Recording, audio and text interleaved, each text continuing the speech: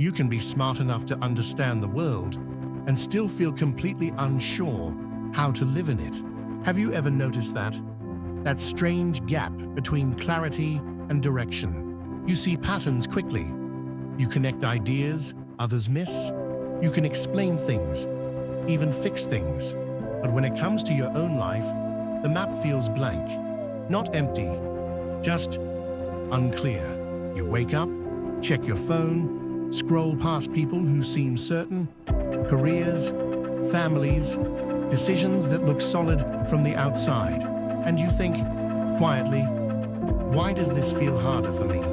Not in terms of effort, in terms of choosing, because every option opens into 10 more. Every decision feels like a door that closes other possible lives.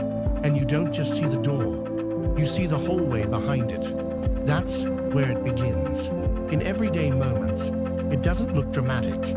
It looks like hesitation, like overthinking simple choices, like starting something, then pausing halfway through. Not because you're lazy, because you can already imagine the second, third, and fourth consequence.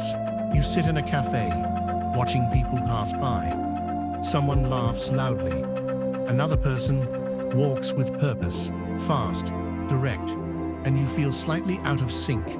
Not worse, just misaligned. You understand systems, but you don't fully trust them. Careers feel constructed. Social roles feel rehearsed. Even success sometimes looks like a well-decorated compromise. Here's the quiet contradiction. The more clearly you see how things work, the harder it becomes to believe in them. And belief, not intelligence, is what carries most people forward. So you stand still, not stuck exactly, but unconvinced. You try to choose a direction, but every path raises questions. If I do this, what am I giving up? If I commit, am I narrowing myself too soon? If I succeed, will it even feel meaningful?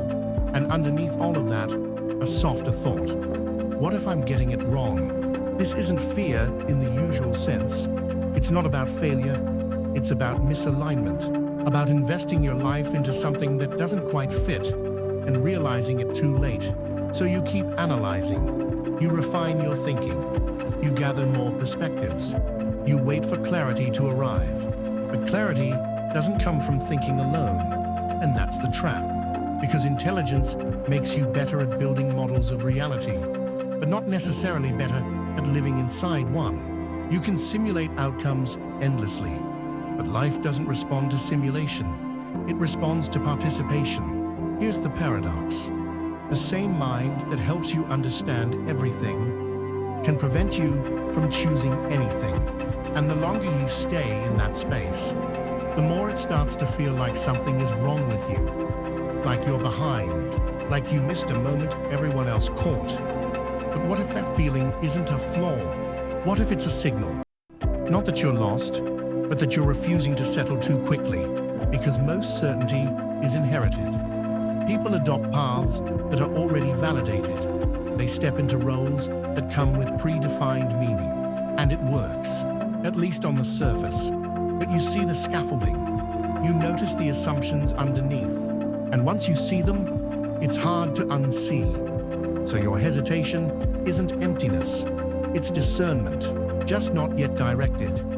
Think about this. What if feeling lost isn't the absence of direction, but the presence of too many unexamined possibilities? That changes the texture of it. Now it's not a void, it's density, not confusion, but unfiltered awareness. You're not missing a path. You're standing before many without a reason to prefer one. And that reason doesn't come from logic alone. It comes from something quieter. Preference, curiosity, a subtle pull towards certain experiences over others.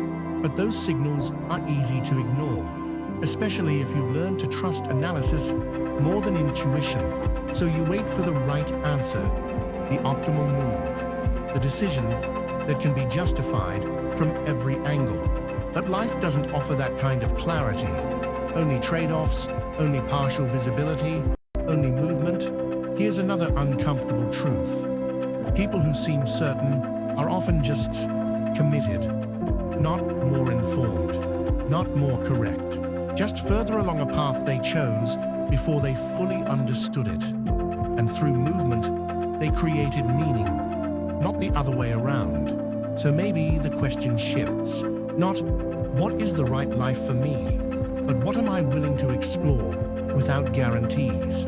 That feels riskier because now you can't hide behind preparation. Now it's about stepping into something unfinished, trying a direction, knowing it might change you, letting experience shape understanding, instead of waiting for understanding to authorize experience.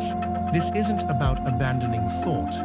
It's about loosening its grip, letting it guide, but not control. You don't need to stop being intelligent. You need to stop requiring certainty before action. There's a small moment where this becomes practical.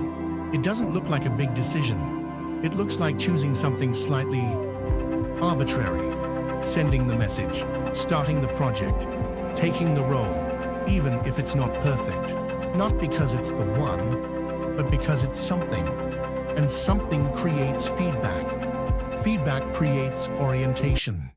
Orientation slowly becomes direction. It's quieter than a breakthrough, more like a gradual alignment. And yes, you'll still question things. You'll still see alternatives, still imagine different versions of your life. That doesn't go away, but it becomes less paralyzing because now you're inside a path, not outside all of them. And from the inside, things feel different, more real, more textured, less theoretical. You begin to notice what energizes you and what drains you, not as abstract ideas, as lived experience. So maybe being lost was never the problem. Maybe it was just the stage before movement, a space where your mind outpaced your experience, where you saw too much to settle but hadn't yet lived enough to choose. And that space feels uncomfortable. It should, because it's asking you to do something unfamiliar. Act without full clarity. Move without complete certainty. Trust something that isn't entirely explainable. Not blindly, just enough. And maybe that's what growing into your intelligence actually looks like. Not using it to avoid uncertainty, but learning to carry it with you. So you're still thoughtful, still observant, but no longer waiting for life to make perfect sense before you enter it. You step in anyway, carefully, imperfectly, and over time, something subtle happens. The question, where am I going, starts to matter less, because you're no longer standing still long enough to ask it the same way. You're already in motion. And strangely, that doesn't feel like losing control. It feels like finally being part of your own life, even if you still don't have a clear answer. Maybe especially because you don't.